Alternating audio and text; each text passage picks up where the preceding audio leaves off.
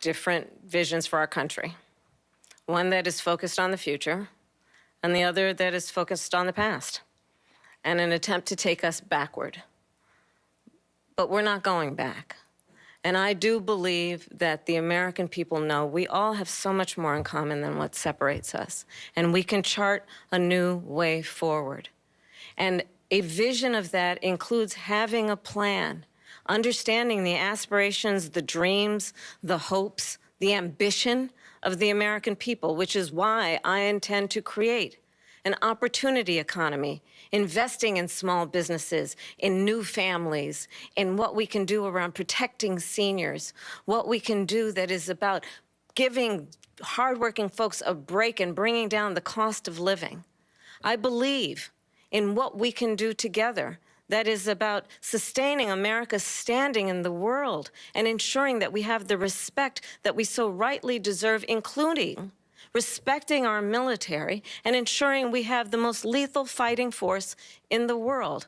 I will be a president that will protect our fundamental rights and freedoms, including the right of a woman to make decisions about her own body and not have her government tell her what to do.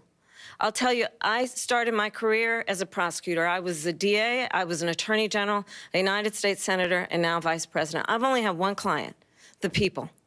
And I'll tell you, as a prosecutor, I never asked a victim or a witness, are you a Republican or a Democrat? The only thing I ever asked them, are you okay?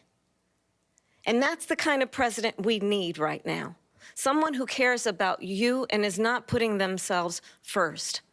I intend to be a president for all Americans and focus on what we can do over the next 10 and 20 years to build back up our country by investing right now in you, the American people. Vice President Harris, thank you. President Trump? So she just started by saying she's going to do this, she's going to do that, she's going to do all these wonderful things. Why hasn't she done it? She's been there for 3.5 years. They've had 3.5 years to fix the border. They've had 3.5 years to create jobs and all the things we talked about. Why hasn't she done it? She should leave right now, go down to that beautiful White House, go to the Capitol, get everyone together and do the things you want to do, but you haven't done it, and you won't do it because you believe in things that the American people don't believe in. You believe in things like we're not going to frack. We're not going to take fossil fuel. We're not going to do things that are going to make this country strong, whether you like it or not. Germany tried that, and within 1 year, they were back to building normal energy plants. We're not ready for it. We can't sacrifice our country for the sake of bad vision. But I just ask one simple question. Why didn't she do it? We're a failing nation.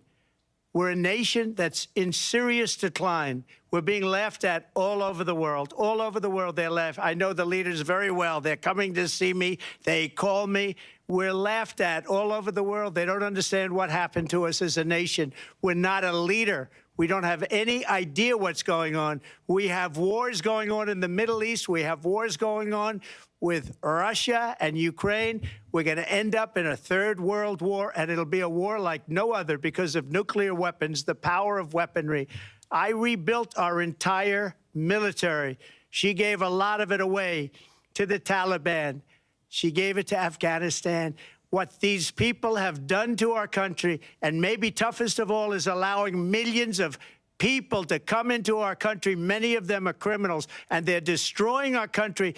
The worst president, the worst vice president in the history of our country. President Trump, thank you. And that is our ABC News presidential debate from here in Philadelphia at the National Constitution Center. I'm Lindsay Davis. And I'm David Muir. Thank you for watching here in the U.S. and all over the world, and from all of us here at ABC News. Good night.